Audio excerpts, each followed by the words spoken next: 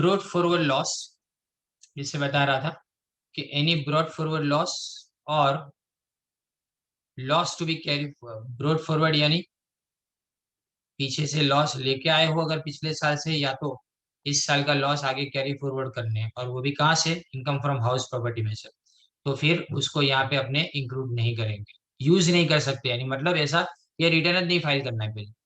फिर loss under the head income from house other sources, sorry, फिर अगर relief, राहत के लिए हमने अप्लाई किया हो, कौन से सेक्शन में, 90 और सेक्शन 91 के अंदर गवर्नमेंट हमको कई बार क्या इसके अंदर रिलीफ देती है टैक्स बढ़ने से, तो अगर तुमने ऐसा क्लेम किया हो तो सहज फॉर्म तुम भर नहीं सकते। और अगर सेक्शन 57 के अंदर तुमने डिडक्शन क्लेम किया हो, तो यहाँ पे यानी फैमिली पेंशन का है, तो अगर फैमिली पेंशन के रिलेटेड कोई भी चीज में अगर तुमने डिडक्शन क्लेम किया हो तो तुम सहज फॉर्म फाइल नहीं कर सकते। और कोई भी, ये इंपॉर्टेंट है, टीडीएस कट के अगर तुम्हारे पास डायरेक्टली इनकम आती है, यानी तुम्हारी सैलरी डायरेक्टली टैक्स कट करने के बाद तुम्हारे हाथ में आती है, टीडीएस जिसको बोला जाता है, तो यहाँ पे भी आप सहज फॉर्म फाइल नहीं करोगे। राइट, कोई भी क्रेडिट का अगर क्लेम करते हो उसके ऊपर, टीडीएस कटना गलत बात नहीं है, टीडीएस कट होगा ना तो आप सहज फॉर्म फाइल कर सकते हो, लेकिन अगर उसका क्रेडिट तुम वापस मांग रहे हो गवर्नमेंट के पास से कि मुझे पैसे वापस दो, ऐसा क्लेम कर रहे हो अपने डॉक्यूमेंट्स दिखाने के बाद, वैलिड है यानी मतलब लीगली तुम ऐसा क्लेम कर रहे हो, तो फिर तुमको सहज फॉर्म फाइल करना नहीं है, उसके लिए दूसरा फॉर्म आएगा, वो अलग है वापस। राइट, ये सहज फॉर्म ऐसे HAJ, इसको ITR 1 बोलते हैं अपने। अब सवाल, इसमें क्या क्या डॉक्यूमेंट अटैच करने पड़ेंगे, तो कोई डॉक्यूमेंट इसके अंदर अटैच करने की जरूरत नहीं है। All such documents enclosed with this return form will be detach and return to the person filing the return. Detach यानी अलग कर दी जाएंगे, तुम जितने भी डॉक्यूमेंट उसके अंदर रखोगे ना, सारे डॉक्यूमेंट तुमको वापस दे दिए जाएंगे। इसी का फायदा है, समझे, कि तुम्हारे पास से कोई प्रूफ इतना ज्यादा मांगते नहीं है, तो अगर सहज फॉर्म के अंदर तुम कैटेगराइज हो जाते हो, तुम्हारी गिनती अगर सहज फॉर्म में आ जाती है, तो तुम्हारे लिए ये सब चीजें आसान हो जाएगी, डॉक्यूमेंटेशन बहुत कम हो जाता है, इसका फायदा लेते हैं लोग। राइट, और अगर डॉक्यूमेंट आप सबमिट कराओगे भी ना, तो भी उसको अलग करके तुम्हारे हाथ में वापस थमा देंगे, वो तो खाली फॉर्मेट लेंगे, जो सहज फॉर्म है ना वही लेंगे, दूसरा कुछ आपके पास से लेंगे। अब कैसे इसको फाइल किया जाना चाहिए, तो ये बताया गया है कि इसको इलेक्ट्रॉनिकली फाइल करना है, मतलब वेबसाइट के ऊपर है, साथ में डिजिटल साइन करना है आपको इसको, द वेरिफिकेशन पार्ट, और आपको एक ईवीसी यानी जिसको अपने ओटीपी बोलते हैं ना, वैसा कोड मिलेगा, उससे ऑथेंटिकेट करो। फिर उसमें साइन करो, पेपर जो निकलता है वो प्रिंट आउट निकाल के उसको उसमें अपने साइन करिए, मतलब अपने एक्नॉलेजमेंट बोलते हैं उसको, यानी मैंने सहज फॉर्म भर दिया है, इसकी गारंटी। और उसको कहाँ पोस्ट करना है आपको, post bag number 1, electronic city office, Bengaluru 56055, वहां पे आपको इसको सबमिट करना है, कर्नाटका। और वो भी कब, 120 दिन के अंदर, यानी 4 महीने के अंदर, ई फाइल करने के 4 महीने के अंदर, नहीं तो आपका जो सहज फॉर्म है ना उसको रिजेक्ट माना जाएगा, आपको वापस करना पड़ेगा।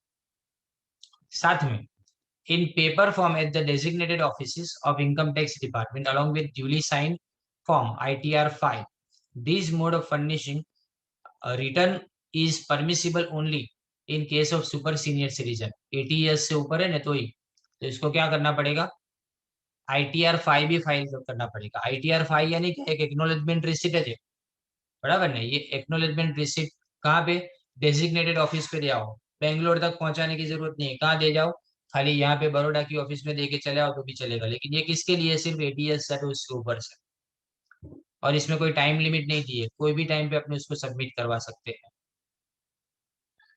अब filing out the acknowledgement, only one copy return की जो है ना वो अपने फाइल करनी है, और एक एक्नोलेजमेंट जो है ना ITR 5 का, वो भी शुड बी ड्यूली फाइल, उसको फाइल करना है पेपर फॉर्म के अंदर, हमारे पास खाली एक पेपर फॉर्म में वो एक कॉपी होनी चाहिए उसकी। फिर ऑब्लिगेशन टू फाइल रिटर्न, तो अगर आपकी इनकम 60 ईयर्स से बिलो हो, और अगर आपकी इनकम 2.5 लाख से ज्यादा है तो आपको फाइल करना पड़ेगा। आप 60 ईयर्स से ज्यादा की एज के हो, लेकिन 80 ईयर्स से कम तो 3 लाख से ज्यादा, और अगर 80 से ज्यादा है तो 5 लाख से ज्यादा अगर आपकी इनकम बन जाती है तो आपको फाइल करना पड़ेगा। तो सहज फॉर्म में अपने क्या सीखा, मैं आपको एक बार वापस रिकैपिचुलेट करा देता हूँ। देखो, अगर आपकी इनकम 50 लाख या तो उससे कम है, आप रेसिडेंट एंड ऑर्डिनरी रेसिडेंट हो, आपको इनकम मिलती है सैलरी या तो पेंशन के अंदर से, आपको इनकम मिलती है सैलरी या तो पेंशन के अंदर से, या तो सिर्फ एक हाउस प्रॉपर्टी में से आपकी इनकम आती है तब। उसके बाद में अगर अदर सोर्स से इनकम है तो साथ में ये भी लिखा है कि अगर आप कंपनी के डायरेक्टर हो, या आपके पास अनलिस्टेड इक्विटी शेयर्स है, या आपके पास इस कंट्री के बाहर कोई असेट है जहां से तुमको फाइनेंशियल बेनिफिट मिलता है, या आपके पास कोई साइन करने की अथॉरिटी है कंट्री के बाहर के डॉक्यूमेंट्स को, या लास्ट में आपके पास अगर कोई भी अदर सोर्स से इनकम है लेकिन इंडिया के बाहर की, तो आप सहज फॉर्म नहीं फाइल कर सकते। आगे और एक बात कि अगर आपकी इनकम पीजीबीपी यानी profit and gains from business and profession में से, अगर आपकी इनकम कैपिटल गेन्स में से है, अगर आपकी इनकम एक से ज्यादा हाउस प्रॉपर्टी में से होती है, अगर आप लॉटरी में पैसे कमाते हो, या हॉर्स रेसेस में पैसे कमाते हो, या फिर आपकी इनकम एग्रीकल्चर से आती है और 5,000 से ज्यादा आती है, तो आपको ये रिटर्न फाइल करना नहीं है, आप एलिजिबल नहीं हो इसके लिए। और अगर आप कोई भी क्रेडिट लेना चाहते हो, कोई भी अगर टैक्स वापस लेना चाहते हो, टैक्स में क्रेडिट चाहिए, लॉस है अगर आपको, डिडक्शंस अगर आपको लेना है, रिलीफ चाहिए अगर आपको, ऐसी कोई भी चीज अगर आपको चाहिए, तो आपको ये रिटर्न फाइल करना नहीं है। फिर इसमें आपको कोई भी डॉक्यूमेंट्स साथ में सबमिट नहीं करने पड़ते हैं, और अगर आप सबमिट करते भी हो तो उसको डिटेच करके आपको वापस थमा दिया जाएगा। इलेक्ट्रॉनिकली फाइल करना है, ईबीसी आएगा, आपको इलेक्ट्रॉनिक वेरिफिकेशन कोड मिलेगा, उसका जो एक्नोलेजमेंट है उसकी एक कॉपी आपको बेंगलोर भेजनी है 120 दिन के अंदर, राइट। और आपको साथ में आईटीआर फाइल तब फाइल करना है अगर आपकी एज 80 ईयर्स से ऊपर है, लेकिन वो फाइल करने जाना पड़ेगा आपको रीजनल ऑफिस के अंदर, यानी मतलब बड़ौदा के अंदर जो अलकापुरी में ऑफिस है ना, वही वहां पे आपको जाना है। अब ऑब्लिगेशन कब होता है, तो अगर आपकी इनकम 2.5 लाख से ज्यादा है, 60 ईयर्स से कम की एज, तो 2.5 लाख से ज्यादा इनकम है तो आपको फाइल करना पड़ेगा। 3 लाख से ज्यादा अगर 60 ईयर्स से ज्यादा हो तो, और 80 ईयर्स से ज्यादा तो उसको सुपर सीनियर सिटीजन बोला जाता है, उसमें 5 लाख से ज्यादा की। अब अपने आईटीआर फॉर्म नंबर 2 देखते हैं। देखो, दीज इंस्ट्रक्शंस आर गाइडिंग, वही है, वापिस वही चीज आ रही है, देखो तो मैं बता रहा था आगे।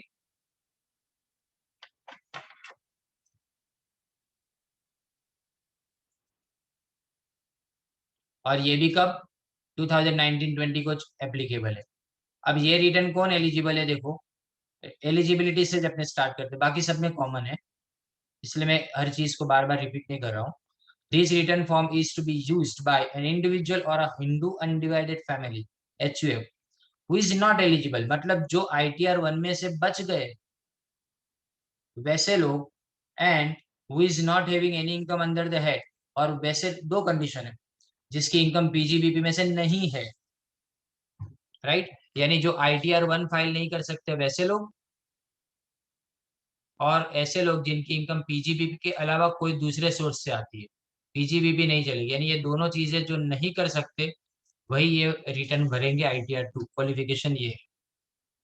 फिर आगे उसी में देखो, who is not eligible to use, तो जिसकी income profit and gains from business and profession में से आती है उसको ये रिटर्न नहीं भरना है।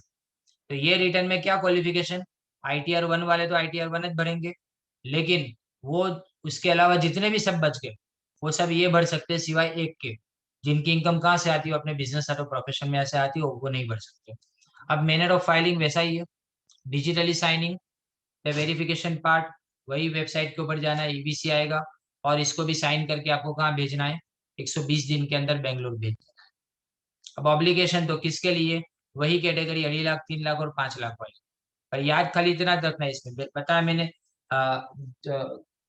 ये मैं आपको ये बता देता हूँ कि अगर आपने आईटीआर 1 सीख दिया ना, तो आईटीआर 2, आईटीआर 3, आईटीआर 4 सब इजी लगेंगे। कारण क्या, बाकी बहुत सारी चीजें उसके अंदर कॉमन कॉमन चलती रहती है इसकी वजह से। अब देखो सीधा आईटीआर 3 आ भी गया, तो अभी मैं इसका वापिस एक बार रिवाइज करा देता हूँ। देखो कौन से साल के लिए एप्लीकेबल है, 2019-20 असेसमेंट ईयर, और प्रीवियस है 2018-19 के लिए, अपने अपना साल लिख लेने का उसके अंदर।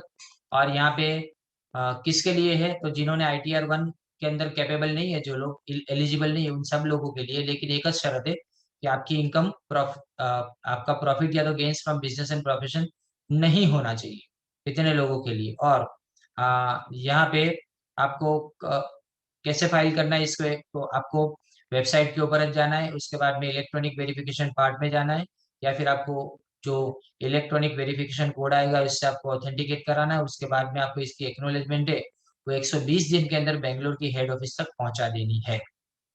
और लिमिट वही की वही रहती है, 60 से नीचे 2.5 लाख, 60 से ऊपर 3 लाख, और 80 से प्लस होने तो आपको 5 लाख। अब क्या बच गया? अब आप भी लॉजिकली बता सकते हो, पीजीबीपी खाली बच गया, तो ये यहाँ पे ITR 3 में पीजीबीपी आ गया, समझे ना? तो तीनों में सब तरह की इनकम आ गई। तो ये इंस्ट्रक्शन भी सेम दिए हैं। और हु इज एलिजिबल की बात करें तो हु इज एलिजिबल में ये आता है, देखो, this return form is to be use by an individual और Hindu undivided family who is having income under the head profit and gains of business and profession. कहाँ से इनकम आती है? बिजनेस एंड प्रोफेशन में। And who is not eligible, ना ITR 1 में eligible है, ना ITR 2 में एलिजिबल है, ना ITR 4 में। ITR 4 का नाम है सुगम, 1 का नाम है सहज, बराबर। कैसे भरना है इसको? फिलअप करने की फॉर्मेलिटी सेम वही तरह से, और 120 दिन के अंदर एक्नॉलेजमेंट आपको भेजना है।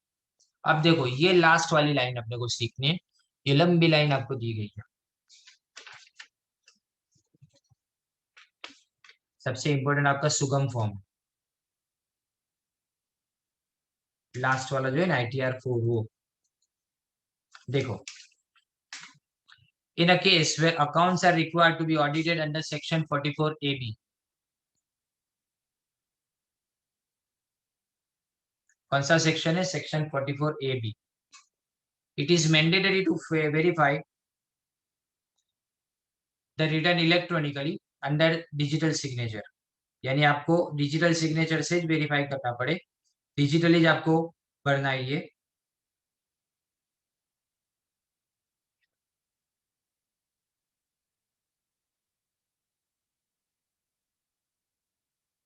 देखो, ये 44AB जो है ना, इसमें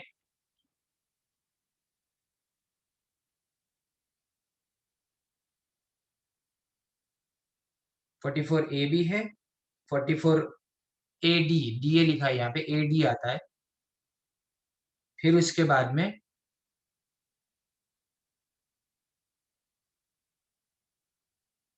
मैं आपको बताऊं, 1 मिनट।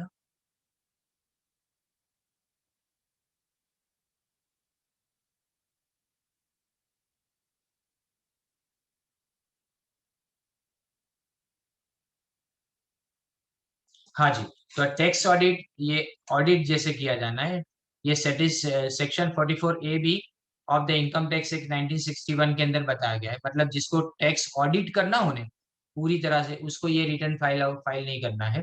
फिर 10AA देखते हैं अपने,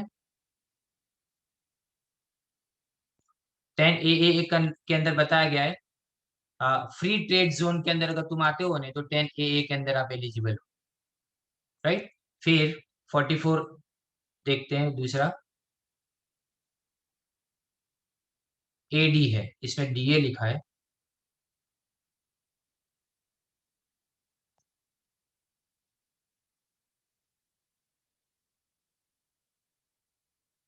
यहाँ पे स्मॉल टैक्स पेयर है जिनकी with less than 2 crore of turnover, 2 crore से कम का टर्नओवर है ना, तो वो 8% डायरेक्टली टैक्स भर देंगे अपने टर्नओवर का, और उनको रिटर्न फाइल नहीं करना पड़ता है। 44 AD कितना? 8% डायरेक्ट टैक्स। अभी समझो तुम्हारा टर्नओवर समझो 40 लाख, तो ये जो 40 लाख का टर्नओवर है, रिटर्न विटर्न कुछ फाइल नहीं करेंगे, सीधा 40 लाख के ऊपर 8% भर दो। 8 चौक 32 यानी 3,20,000, दैट्स इट, खत्म। ये डायरेक्टली भर देना है, बराबर नहीं? और अगर तुम समझो सबकी सब रिसीट बैंक से लेते हो यानी चेक से लेते हो टोटल टर्नओवर की, तो 6% टैक्स भरने का आएगा। कितना टैक्स भरने का आएगा? 6% आएगा, ओके। ये 44 AD है। फिर उसके बाद में 50B देखते हैं।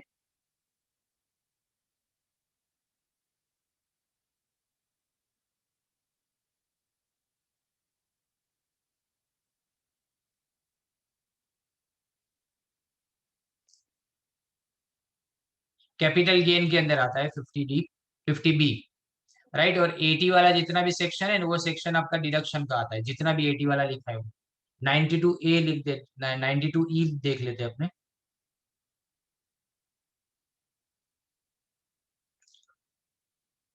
इंटरनेशनल ट्रांजेक्शन करने वाले के लिए है ये 92E, फिर 115JB।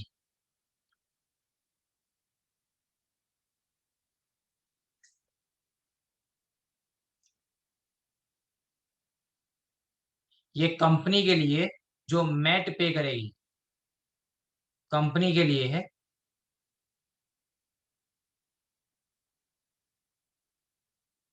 मिनिमम ऑल्टरनेटिव टैक्स जिसको बोला जाता है, जो मैट पे करेंगे उसके लिए ये क्लॉज दिया गया है। सिर्फ आपको ओवरव्यू बता रहा हूँ, कोई एग्जाम में ये सब आने वाला नहीं है, पर क्या नंबर्स देख के दिमाग में ऐसा लगता है कि ये सब है क्या, तो इसलिए मैंने आपको जस्ट आपको आइडिया दी। तो ये सब भी इलेक्ट्रॉनिकली अपने को फाइल करना है। इसके तो सम्स भी है, ये जो लिखा है ना 40 लाख वाले, उसके सम्स भी है आपके पास, 8% वाले। अब इसका फाइल करेंगे और एक्नोलेजमेंट कहाँ देंगे, वही बेंगलोर के अंदर है, वो भी कितने दिन के अंदर, सेम 120 डेज के अंदर। और यहाँ पे भी ऑब्लिगेशन सेम है, 2.5 लाख, 3 लाख और 5 लाख वाली लिमिट है। अब यहाँ देखो, ITR 4 सुगम, तो आगे के तो सब सेम है, बराबर। अब रिटर्न कौन फाइल करेगा, तो देखो, this return form is to be use by an individual और HUF, या तो इंडिविजुअल या तो HUF इसको फाइल करेंगे, who is resident other than non resident, और a form other than LLP which is resident, whose total income 50 lakh से exceed नहीं होती। तो मैं आपको कंडीशन बता देता हूँ। पहली कंडीशन है कि क्या होना चाहिए, इंडिविजुअल या तो HUF, जो रेसिडेंट एंड ऑर्डिनरी रेसिडेंट हो, ROR। फिर अगर फॉर्म बट नॉट LLP यानी लिमिटेड लायबिलिटी पार्टनरशिप नहीं होनी चाहिए, तो उसमें खाली रेसिडेंट, और इनकम कितनी होनी चाहिए, लेस देन और इक्वल टू 50 लाख, तो आपको सुगम फॉर्म फाइल करना है। लेकिन बिजनेस कौन सा, इनकम कहाँ से आनी चाहिए, ये देखो नीचे लिखा हुआ है, इनकम फ्रॉम बिजनेस। अब देखो आया one by one, income from business where such income is computed on presumptive basis under section 44AD, यानी 2 करोड़ हमने देख लिया। और 44AE है ना, वो goods carriage up to 10 vehicles, ये पिछले सेम में था, ये पिछले सेम में था। ये इनकम फ्रॉम बिजनेस के अंदर PGBP के अंदर था, राइट, पर खाली सेक्शंस बताए गए थे, डिटेल में नहीं था।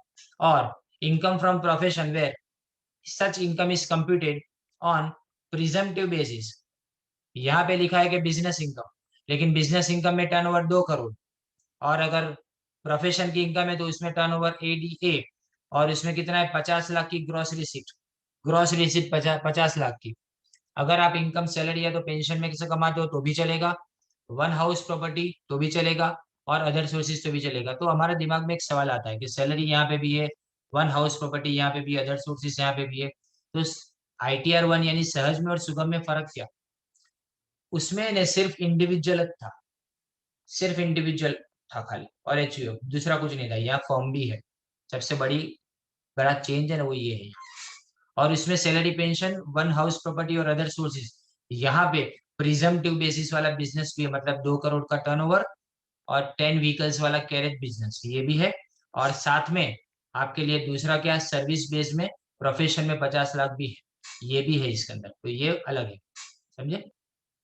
और यहाँ पे वही नोट वही कि अगर प्रिजम्पटिव बेसिस की बात करें, 44AD, 44AE, 44ADA shall be presumed to have been computed after giving full effect to every loss वो सब गिनने के बाद, फाइनल डिप्रिसिएशन सब गिनने के बाद, हमने ये इनकम हमारे सामने रखी हुई है, ऐसा।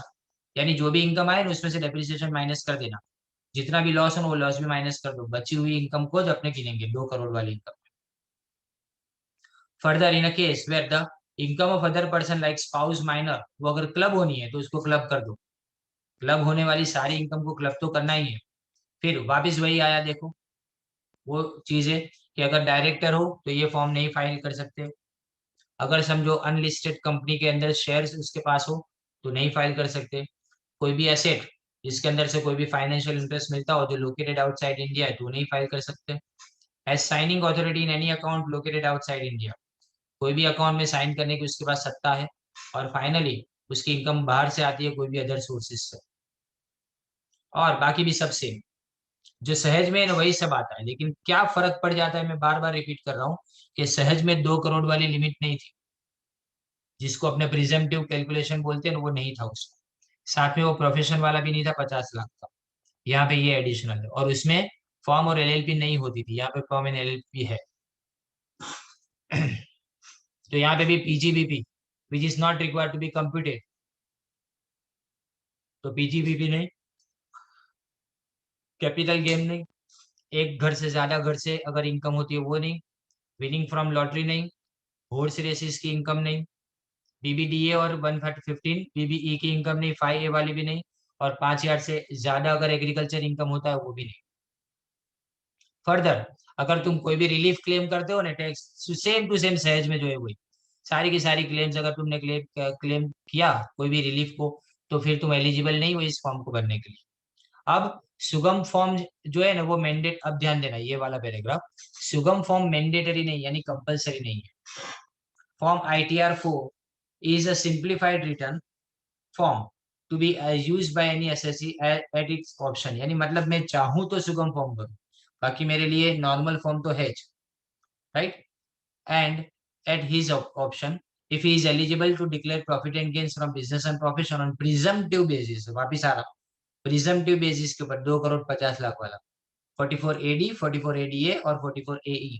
इसमें याद रखना है कि 44AD किसके लिए, 2 करोड़ की लिमिट बिजनेस में, प्रोफेशन में लिमिट के लिए 44ADA है, और लिमिट कितनी है 50 लाख की, और 44AE जो है ना वो कैरेज बिजनेस के लिए 10 से ज्यादा व्हीकल आपके पास नहीं होने चाहिए। तो however, in case the SSE keeps and maintains all books of accounts and other documents referred to section 44A and also gets his account audited, देखो 44AA और AB दोनों में अगर मैं ऑडिट करवाता हूँ ना, तो मेरे लिए ITR4 मैंडेटरी नहीं है, मेरे लिए कंपलसरी नहीं है। मैं चाहूँ तो सुगम फॉर्म भराऊँ, नहीं तो नॉर्मल फॉर्म 44AA या तो 44AB के अंदर भरवा सकता हूँ। यानी मतलब ये हुआ कि ये फॉर्म कंपलसरी नहीं है, इसमें भी कोई भी चीज आपको देना नहीं है, कोई भी चीज आपको देने की जरूरत नहीं है, मतलब कोई भी डॉक्यूमेंट आपको सबमिट नहीं करना है। अगर आप सबमिट करते भी हो तो उसको वापस डिटेच करके आपको वापस दे दिया जाएगा। मैनर ऑफ फाइल जो सेम है वैसे ही आपको फाइल करना है। कैसे फाइल करते हैं अपने, एक तो इलेक्ट्रॉनिकली फाइल करते हैं डिजिटली अपने वेबसाइट के ऊपर, इसमें EVC आता है, एक्नोलेजमेंट को अपने पोस्ट करना है 120 दिन के अंदर, वही सब चीज है। और साथ में अगर 80 ईयर्स से ज्यादा की उम्र है तो अपने लोकल ऑफिस के अंदर भी ITR4 5 को अपने वहां पे senior citizen super senior citizen दे सकते हैं। अब फाइलिंग आउट ऑफ एक्नोलेजमेंट, तो एक्नोलेजमेंट अपने पास एक कॉपी उसकी रखनी है। और ऑब्लिगेशन की बात करें तो वही ऑब्लिगेशन 2.5 लाख 3 लाख और 5 लाख वाला same to same, right. In case of forms every form is required to furnish the return income in this ITR form where profit or gains from business or profession are computed on presumptive basis under section 44AD ADA और उसके बाद में 44AE। ये तो बार बार समझा चुका हूँ आपको। अब मैं आपको इनकम टैक्स रिटर्न फाइल करने की मेथड बता रहा हूँ लास्ट।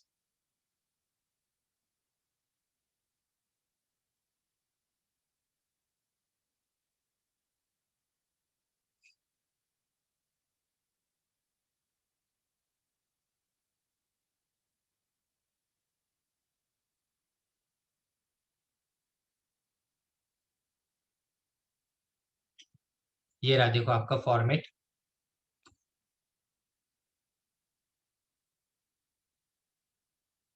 पहले अपने क्या करेंगे, फाइंड आउट इनकम टैक्स कैसे माइनस किया जाता है उसके बारे में बता दिया। देखो find out income tax find out करना तो मैं आपको फर्स्ट मिनट के अंदर समझा चुका हूँ कैसे इनकम टैक्स फाइंड आउट करना है। सरचार्ज और हेल्थ सेस भी आपने 4 टका आपने देखते हो उसके अंदर। फिर उसमें ऐड करेंगे इंटरेस्ट एंड फी। अब इंटरेस्ट एंड फी के हेड कितने, देखो पहले तो 234A, अगर तुम इनकम टैक्स का सबमिशन लेट करते हो ना तो ये चार्ज देना है, लेट फीस है ये आप। फिर लेट फीस के ऊपर इंटरेस्ट, लेट फीस का interest and interest under section 234B for non payment और short payment of advance tax. अगर तुमने एडवांस टैक्स टाइम पे नहीं भरा, एडवांस टैक्स किसको भरना पड़ता है, 20 लाख से ज्यादा टर्नओवर वाली सारी कंपनीज को भरना पड़ता है, राइट। तो अगर तुमने एडवांस टैक्स टाइम पे नहीं भरा तो भी आपको इंटरेस्ट उसके ऊपर का देना है। interest under section 234C for non-payment or short payment of different installment of advance tax. पूरा एडवांस टैक्स अधूरा भरा है तो भी, और अगर इंस्टॉलमेंट अगर बराबर नहीं भरे तो उसका interest. Fee under section 234F for late submission of return of income, total tax income, यानी अगर रिटर्न में लेट फाइल करता हूं तो उसकी भी फीस है, राइट. और उसके बाद में ये सब मिला के total tax interest and fees आ जाती है. अगर मैंने उसमें से एडवांस टैक्स पे किया हुआ है, टीडीएस माइनस हो गया है, टैक्स डिडक्टेड एट सोर्स जिसको बोलते हैं, टैक्स कलेक्टेड एट सोर्स, तो इसके बाद में मैट, फिर उसके बाद में एक 115 जे ए और alternative minimum tax credit section 115 जे डी, और कोई भी रिलीफ हो, जितनी भी रिलीफ हो माइनस करने का, जितना भी हो सब माइनस कर दो, तो फाइनली तुम्हारा सेल्फ असेसमेंट से टैक्स पेबल आया 140 ए. ये तुम्हारा चार्ट है पूरा. इस तरह से अपने क्या करेंगे, टोटल इनकम फाइंड आउट करके उसके ऊपर टैक्स गिनते हैं. फीस कितने टाइप की है टोटल, टोटल फीस और इंटरेस्ट 4 टाइप के. 234 किसके लिए, अगर तुमने रिटर्न लेट फाइल किया तो उसके ऊपर का इंटरेस्ट. दूसरा, अगर तुमने एडवांस टैक्स कम पे किया है तो उसके ऊपर का इंटरेस्ट. तीसरा, अगर तुमने एडवांस टैक्स के इंस्टॉलमेंट कम पे किए तो उसके ऊपर का इंटरेस्ट. और चौथा, तुमने अगर रिटर्न सबमिट लेट किया, लेट अगर रिटर्न सबमिट किया तो उसके ऊपर की फी, ये इंटरेस्ट नहीं ये फी है, उसमें से माइनस क्या होगा, सारा एडवांस टैक्स, टीडीएस, मैट, 115 जे, उसके बाद में alternate minimum tax credit, relief जितनी है वो सब माइनस होगी. जितना भी माइनस हो गया उसके बाद में सेल्फ असेसमेंट से अपने को ये मिल जाएगा इतना टैक्स हमारा. ओके, तो यहाँ तक अपने कंप्लीट करते हैं. अब कल का टाइम बराबर ध्यान से सुन लेना, अभी ग्रुप में लिख देता हूँ. मॉर्निंग 7:30, ऑफलाइन ऑनलाइन दोनों. ऑफलाइन आजवा रोड पे, और ऑनलाइन तो जैसे नॉर्मली होता है वैसे.